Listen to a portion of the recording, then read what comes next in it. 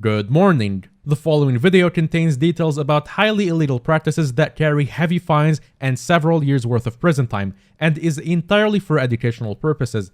Attempting to reproduce anything described in this video will likely cause you to get into a lot of legal trouble, and also just makes you a genuinely terrible person. Oh, also, if you want to have this cat on my head since a lot of you asked in the last video, you can buy it from the Essentials shop, which is a very good Minecraft client that you should use. Also use code HellCastle if you buy gems from HellPixel. Okay, I'm done with the disclaimer. Tyler, you can take the video from here. If you've been around the Stablet community or watched one of our videos before, you're probably familiar with the fact that Minecraft mods can contain malware. It's really common and honestly pretty easy to add malware to an existing Minecraft mod, or create an entirely fake mod for reasons I'll get into later. But everything we've ever spoken about before has required a malicious person to manually trick other people into downloading a mod. This means that we've only ever talked about a type of malware known as a Trojan horse, where a program pretending to be one thing really contains something else more malicious.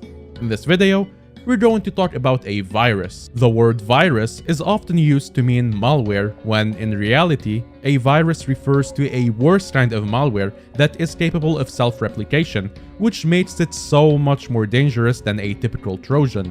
When somebody downloads a file containing a virus, the virus will scan other files on the user's computer and attempt to add itself into as many programs as possible before executing whatever malicious code is contained within the virus. This does two things. First, if the original file is detected as a virus and then removed, it had already been copied to every file possible on the system and is not really removed.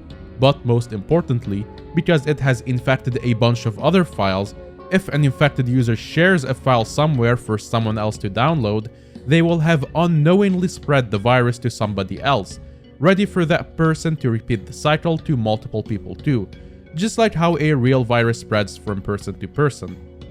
The reason we don't see many computer viruses in modern time is because of the danger they carry. Because the internet makes viruses spread so much faster than they ever did in the days of physical data transfers across networks, there are thousands of people whose jobs is to detect new viruses and reverse engineer them to discover how they work.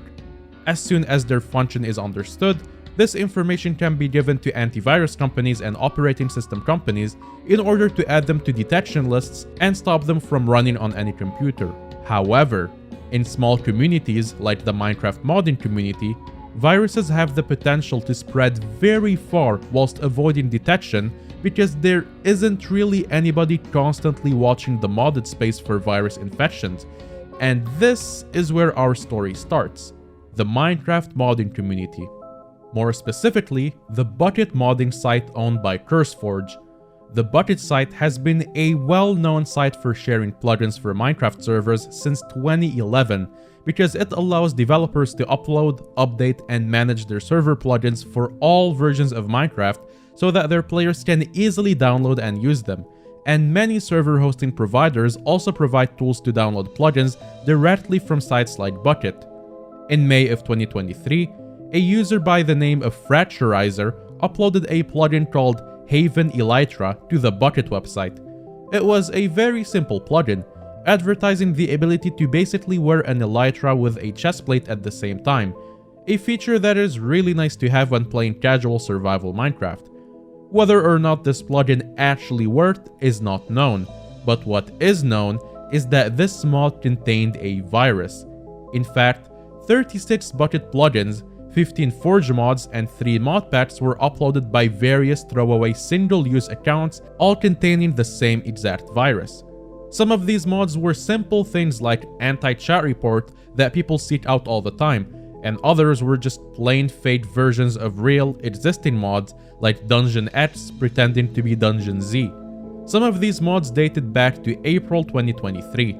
It was weeks after uploading before any of these plugins were discovered to be malicious. The first person to identify malicious behavior was a user called D3SL on June 1st, 2023, who began investigating the virus privately, writing full reports to antivirus companies and CurseForge themselves in the hopes to get things sorted quickly and quietly, without tipping off the attacker that they had been found. It wasn't until the very early hours of June 6 that a separate team began publicly investigating the virus, which, at this point, was still actively a threat. This team of investigators found the virus separately in an undocumented update to the Better Minecraft modpack. However, Better Minecraft was not one of the 3 throwaway modpacks, but is actually a very well-known and popular modpack, meaning that the virus had somehow made its way into this modpack, and in fact, had actually made its way into various other mods and modpacks across the CurseForge site. Most of these were found to be mods owned by LunaPixel Studios, a well-known mod-making studio. A few of their mods were found to contain the virus, and there was no sign of any mod update to replace them with the infected versions, leading many people to reasonably believe that CurseForge had been hacked in some way, and the hackers had access to the website and the ability to upload whatever files they wanted. In reality, this was not the case, but the community did not know this at the time. Someone who worked for LunaPixel had unknowingly downloaded an infected mod days ago, which both infected some mods they uploaded and also gave the virus creator access to the LunaPixel account. But we'll get to what this virus actually does to its victims in a bit. Word of a potential CurseForge hack quickly reached CurseForge itself, who put out the following statement about it, confirming that they were not hacked, but didn't really know what was happening because researchers were still trying to figure out what the virus did and how it spread. CurseForge would work on developing detection tools for the virus with the help of some researchers, releasing a simple detection tool on the same day and then a more advanced one a little later. CurseForge also promised to scan their entire website with these tools to make sure that there were no lingering infections, which to their credit, they did. It's honestly pretty great of CurseForge to do this, because none of this was really their fault, and they just happened to be the target to distribute the virus. As investigation continued, the functions of the virus slowly became clearer, as investigators ran it on their computers and attempted to read the code, documenting everything as they went. Doing this took a long time as the code was obfuscated, essentially a process where the code is modified in such a way that it runs exactly the same as normal, but is basically unreadable to a human. But this was only a minor roadblock, and analysis found that the virus had 4 main steps it ran through when infected, and it all started with this. On screen now is the 17 lines of code present in all infected files. Yes, just 17 lines is all a virus needs to infect a computer. I'll do my best to explain all of the technical details of this virus in a way that's easy to understand, but I'll leave a link to my source and very detailed explanations in the description too. This code looks very confusing, and this is intentional. All of these numbers are actually the decimal numbers of the binary representation of letters and numbers, surrounded by code that turns them back into strings of text. By making this confusing, the average person will just assume that all code looks like this and that they don't understand it, so it's probably nothing to worry about. If we clean this code up though, it actually looks more like this. Here, we can see that this code actually creates a new piece of code called utility that uses a feature of Java known as a URL class loader. A URL class loader allows Java to download and run code received from a URL, which has many legitimate uses, but in this case, the URL class loader connects to HTTP IP that starts with 85/DL. This IP address connects to a server known as a command and control center that does 2 things. First, it sends a whole lot of virus code to the infected computer, and second, the infected computer uses the newly downloaded code to send this string of random numbers back to the server. It's believed that these random numbers are a way for the virus creator to track the methods of infection, as this random string is different depending on which original infected mod was downloaded. The reason all of this is done through a server is so that the virus creator can make changes to their virus over time, and also so that the file size does not change much when infected, as not to create suspicion. Anyway, the downloaded code first checks for a system property called neko.run. A system property is just a small data storage usually used for settings, but this virus uses it to store an indicator for if the system is already infected or not.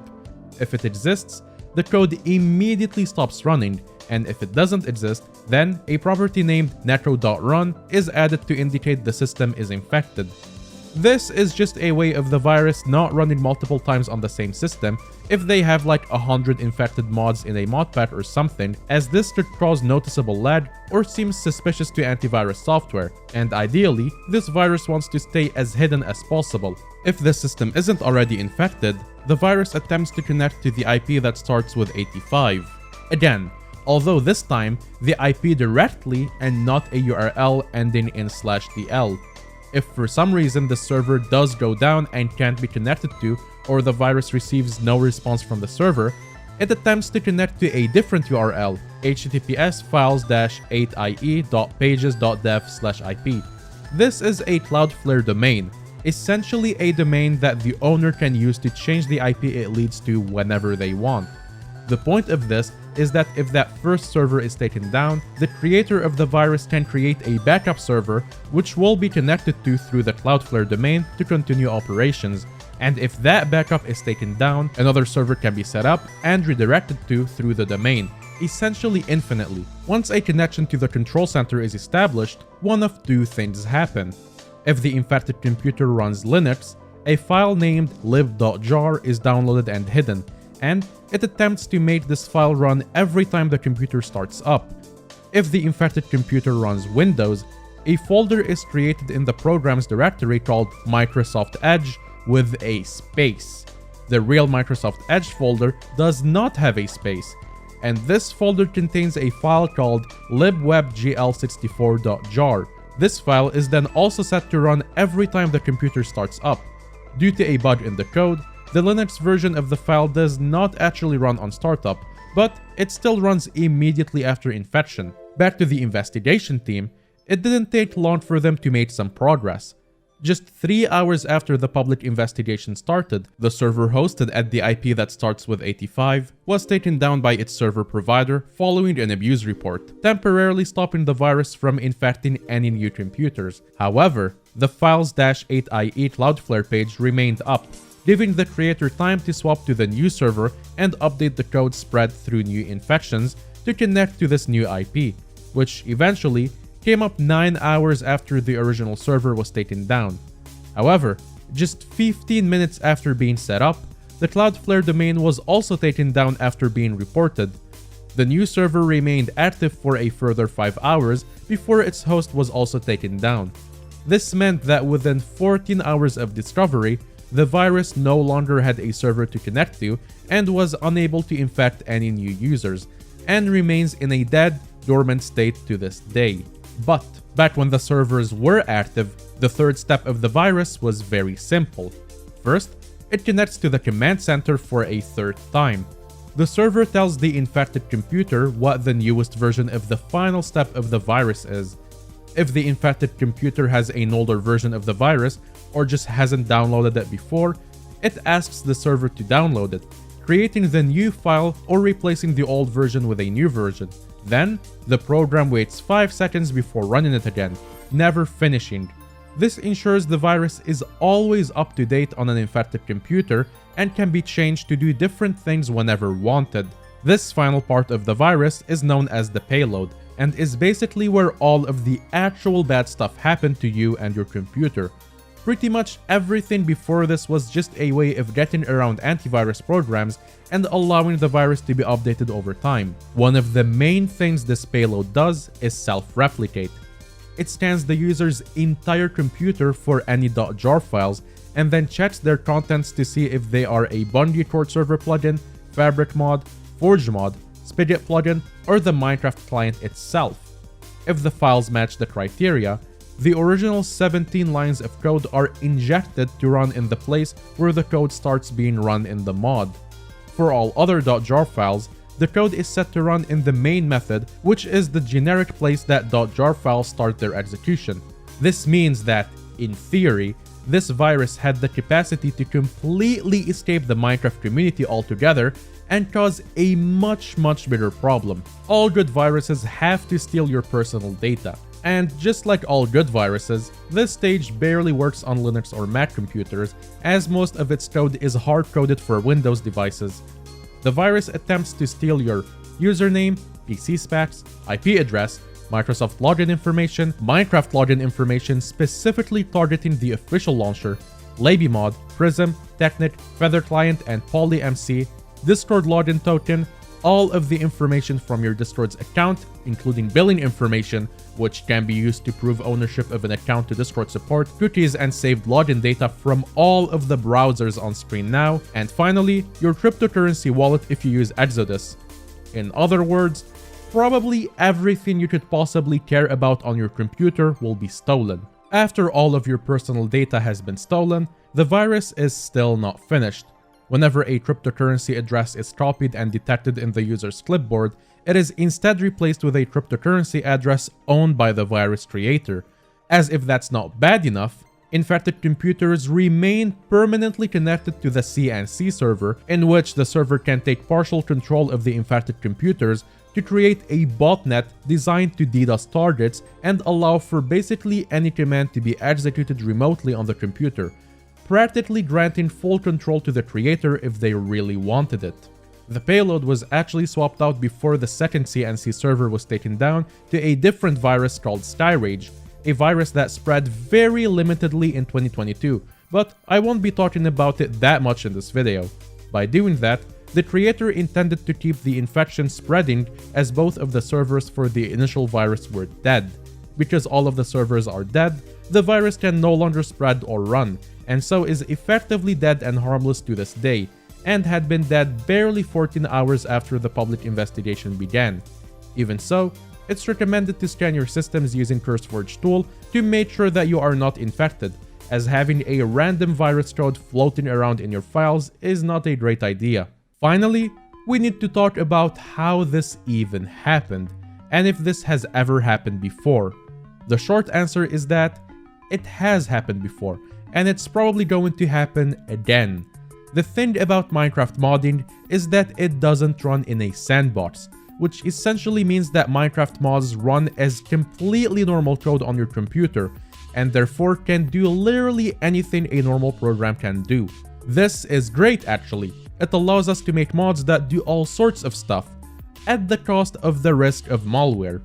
It would be totally possible to make a modding API that only accepts certain actions and commands, a bit like what Minecraft Bedrock has for its add-ons, but that would be extremely limiting to mod creators and a lot of work for whoever has to maintain it.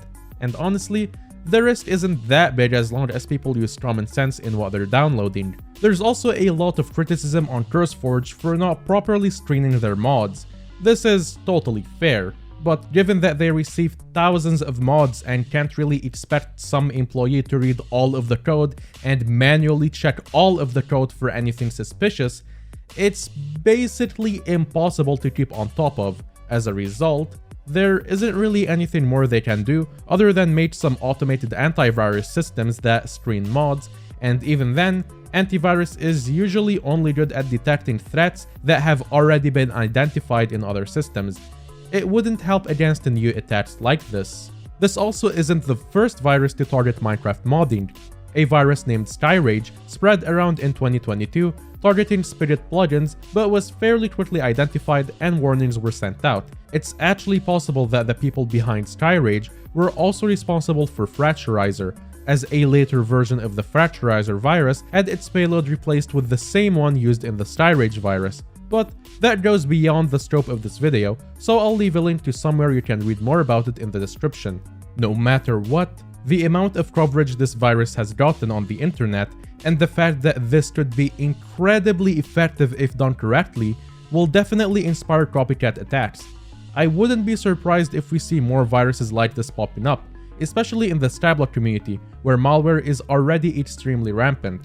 If you want to protect yourself from things like this in the future, the only advice I can give you is not to download mods from anywhere other than their original source. You never really know if someone, even a good-intentioned friend, who sends you a mod has been unknowingly infected with something, and at this point, it honestly isn't worth the risk. We just need to hope that mod developers hopefully know what they are doing and downloading, and are way less likely to become infected than the average person. Anyway, I hope this hasn't deterred anyone from Minecraft modding or using CurseForge. In the end, the virus was found to have been downloaded only around 6,000 times from CurseForge, and probably not many times from secondary infections spread from infected users. Generally, modded Minecraft is really fun and safe, and as long as you aren't downloading from dodgy websites, you're gonna be okay. Big thanks to all of the volunteer researchers who helped us make this video, who put hours researching and documenting this virus simply because they are passionate about keeping this community safe. See ya, and have a nice day.